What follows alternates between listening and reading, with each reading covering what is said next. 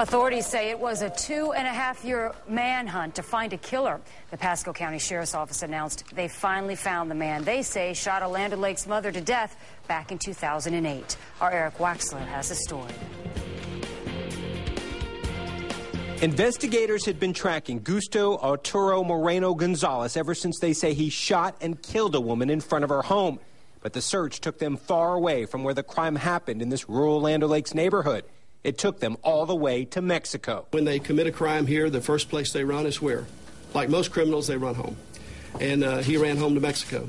Investigators say Moreno Gonzalez was in the United States illegally in 2008.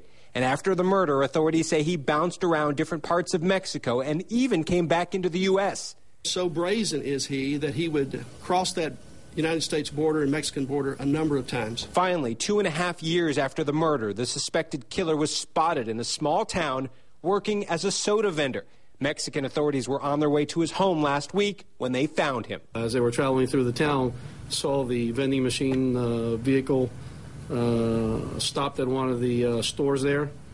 And when they got off and tried to locate who the driver was, it was our subject. Investigators say the suspect had done some work around this neighborhood in Land O'Lakes, including some odd jobs at Diane Yeager Lombard's home. They believe after the single mother turned down his romantic advances, Moreno Gonzalez shot and killed her.